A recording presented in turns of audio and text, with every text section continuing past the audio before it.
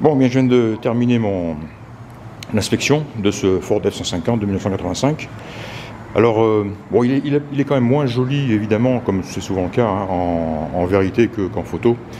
Mais il est quand même pas mal, considérant que, effectivement, c'est non seulement la combinaison de couleurs d'origine, mais c'est aussi la peinture d'origine. Et ça a été, je l'ai confirmé, je l'ai testé à l'aimant, et il y a vraiment... C'est vraiment la peinture d'origine, bref. Et de ce fait, elle a quand même quelques petits défauts.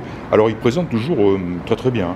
Mais on voit, par exemple, hein, là, ici, c'est tous ces petits points-là, c'est des tout petits éclats, hein, des petits éclats de peinture qui a sauté.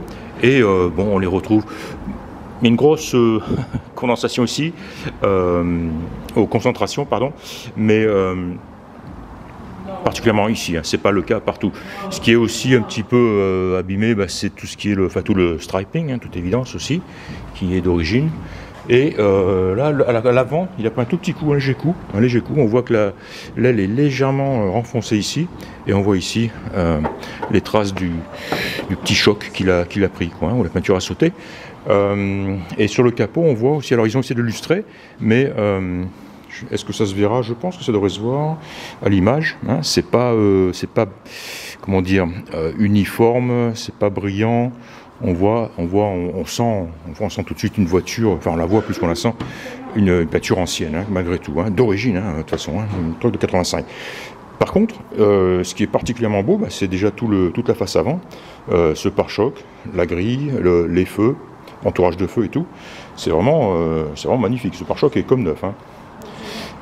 Il est bien chaussé. Après, ça ne nous dit pas quel âge ont les pneus malgré tout, mais j'ai quand même pris une photo de la date, du code date qui existe sur ces pneus, ici aux US, et je vais pouvoir les décoder à la maison et voir quel âge ils ont. On voit que le chrome sur les jantes est partiellement parti, surtout à ce niveau-là. Ça, c'est le petit bouton qui permet de passer, de bloquer le train avant quand on passe en 4 roues motrices, que je viens de tester. J'ai testé le 4 roues motrices court et long, en prenant soin évidemment de mettre ce bouton-là sur la bonne position. Là, il est en position free, libre, et pour passer en lock, il suffit de faire ça. C'est marqué ici, lock. Voilà, donc position de roue motrice, train avant libre. Pas d'autre. Alors voilà, hein, j'ai pris pas mal de photos. Là aussi, on voit pas mal de tout petits éclats. Hein. C'est moins gros que des têtes d'épingle, hein. Mais il y en a quand même pas mal. Bon, j'ai pris des photos, hein, de tout le tour du véhicule. J'ai vu qu'il avait pris une petite. Ça, c'est classique aussi. Boum, il a pris un coup ici. Ça a un petit peu enfoncé l'avant de la benne ici. On lui a installé ce protège-benne ici. C'est une seule pièce, hein, voilà, Protecta. C'est en bon état, c'est beau, ça a dû être fait relativement récemment, je pense. Par contre, en dessous, c'est très sale. J'aurais demandé, j'essaie d'ouvrir la ridaille, voilà. Il y a une accumulation de boue en dessous, donc je leur dirais, si jamais je devais prendre ce pick-up, qui m'enlève la protection et qui n'est le dessous. De toute façon, c'est un atelier, hein, de detailing. Hein. Sinon, c'est beau, c'est solide, hein, pas de rouille. Alors voilà, puisqu'on parle de rouille, c'est un véhicule qui est extrêmement sain. Hein. Encore une fois, je n'ai pas vu de rouille sur l'ensemble de la carrosserie, hein, je l'ai poqué à l'aimant, j'ai tout vérifié, et j'ai regardé aussi en dessous avec une lampe, et j'ai pris des photos. Le dessous est aussi exempt de rouille, hein. Il n'y a pas de perforation, il n'y a pas de trou, c'est propre, hein, c'est solide. Voilà, en ce qui concerne la carrosserie, l'extérieur. L'intérieur, alors dans l'ensemble, il est joli. Des beaux panneaux de porte. J'ai noté que les joints de vitre ici étaient fatigués, craqués, en partie manquants. Donc il faudra les remplacer, tôt ou tard. C'est une banquette 3 places. Elle est jolie. Voilà, sauf que côté conducteur, cette partie-là, ici, là, cette espèce de velours est déchirée. Donc il faudrait remplacer ça. Ils m'ont dit qu'ils connaissaient quelqu'un qui pouvait le faire éventuellement.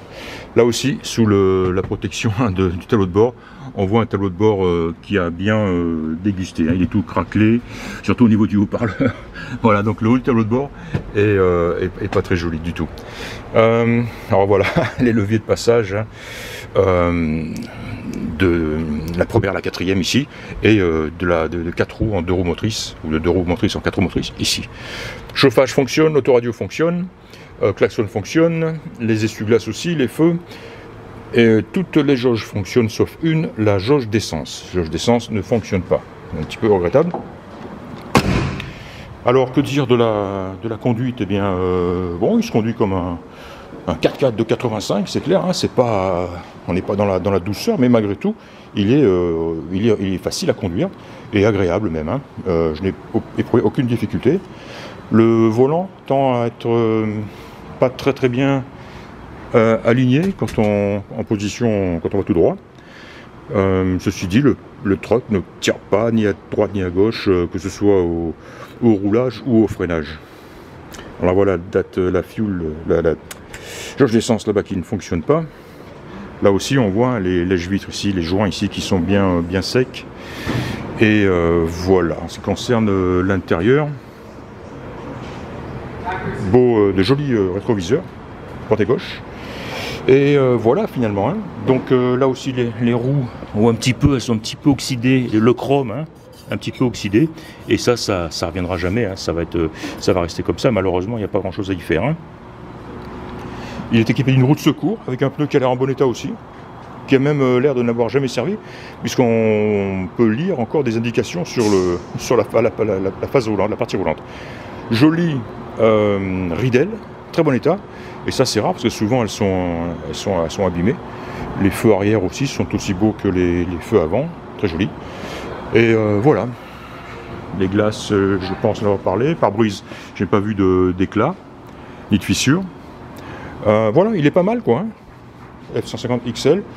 Encore une fois, donc il est peut-être un petit peu, forcément, moins joli dans le détail que ce qu'on a pu en voir sur les photos.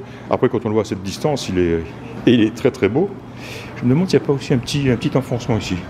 Un léger petit coup ici, je viens de le voir en me reculant un peu. Ouais, ici. Alors ça ne doit pas être grand chose parce qu'il n'y a rien derrière, c'est creux. Hein. Donc il doit falloir le repousser. Un spécialiste évidemment pourra le faire. Là aussi il a pris un petit coup. Voilà. Pas mal finalement. Je pense qu'il faudrait en négocier un petit peu le prix pour justifier un peu ce que je viens de découvrir. C'est intéressant, c'est jouable. Encore une fois, un pick-up dans sa configuration d'origine est extrêmement sain avec sa peinture d'origine. Hein. Donc voilà, je ne suis pas mécontent d'être venu le voir. Voilà, c'était CH d'Oregon Classique. Et bien je vous dis à la prochaine inspection. Salut!